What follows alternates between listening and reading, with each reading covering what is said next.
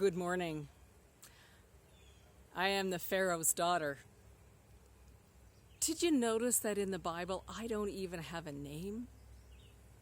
On the other hand, the Bible speaks of those two Hebrew midwives, Shiphrah and Puah. Do you understand how unusual it is to name a woman and much less to name slaves? You know, in some ways I was a slave too. A pampered one, of course, a well-cared-for one, an indulged one even. But I was still a slave, and my father, the Pharaoh, had big plans for me. I was to be traded. He used kinder words, of course, but that is essentially what he meant. I was to be traded to another country, to another king, as part of a treaty. This king already had 100 wives, perhaps more. He was far older than me, and I was to be his latest wife. Well, let me tell you, that wasn't part of my dream. I'd had no intention of being the latest plaything of an elderly king to someone in a strange land with strange customs and strange language and strange religion. When my father, the Pharaoh, told me, I almost collapsed on the floor. I felt like I was being pushed around like those slaves who were building the mud bricks. For a moment, as I started to slide to the floor, I caught myself. And I stood up straight and tall, and I threw my head back, and I said, "Never."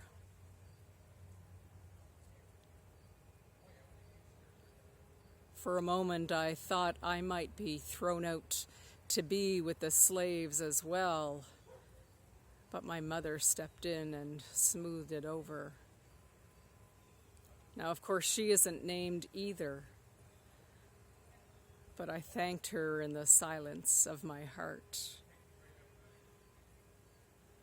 And then very slowly, and with all possible respect, I bowed to my father.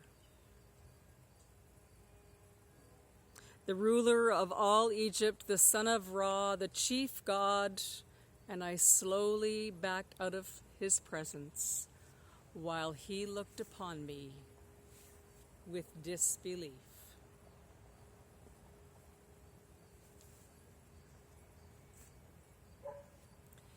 It may have been the first time in many years that someone had spoken back to him and he didn't know what to do. And so I came away with my life. I also came away with a real interest in those people outside the palace walls and in the country outside the palace walls. There was something different about these Hebrew people. For one thing, nobody seemed to know how they got there. And there were a lot of them. And they were put to work making mud bricks to build 2 new cities. Apart from being covered with mud most of the time, at least when I saw them, they sang their own language and sang their own songs. And there seemed to be so many of them. And that's what started to spark the complaining and the talking. Some days, if I walked through the town, I would hear the Egyptians complaining. You know, it was good to have all these strange people to help with the building, but did there need to be so many of them? Of course, the talk filtered into the palace, and my father, the Pharaoh, declared a decree. No more Hebrew babies. No more Hebrew baby boys. The midwives to the Hebrew women were to kill the boys at birth. Now, I don't know how he thought that was going to make a difference. After all, it's the girls who produce the babies. But that's the way he declared it. But you know, it didn't seem to make a difference. There seemed to be a lot of boy babies anyway. So then the chief midwives were called to account. I managed to be in a corner and overheard the accusations and explanations. It fit with what everybody in Egypt already assumed, that the Hebrew women were stronger and more active and could handle pain better than the Egyptian women. And the Hebrew midwives always seemed to get there just a little bit too late, and the boys lived.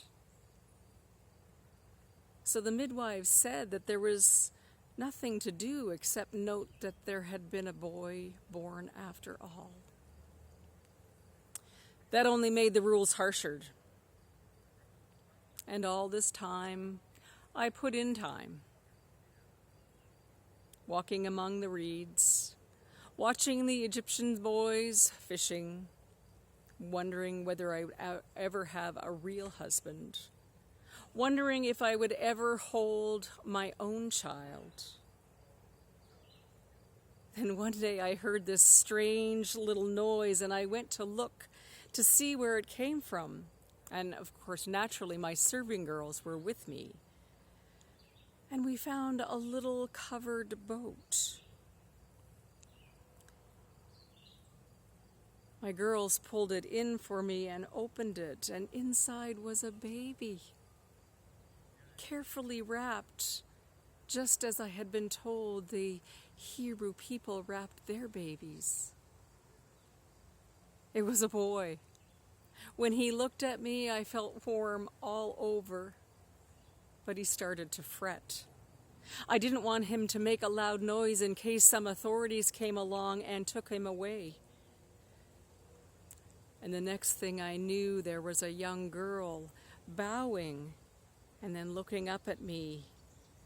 And she spoke my language, although it was a little hard to understand. And she said, "What a beautiful baby you have." I looked at her in surprise. Did she think it was my baby? From the look on her face, I really couldn't tell. "He seems to be hungry," she said. "Would I like her to go and find a wet nurse for him?" She had to know that there was something going on. But now my arms held a real live child. I was, in some way, his mother. "Yes, please," I said, "go find a nurse."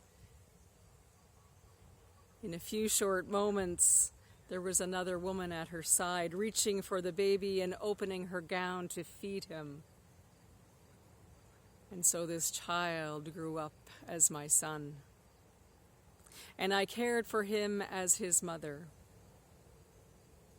At the same time, his nurse cared for him as well, fed him, changed him, and loved him through his years of boyhood into manhood as he became a wonderful man.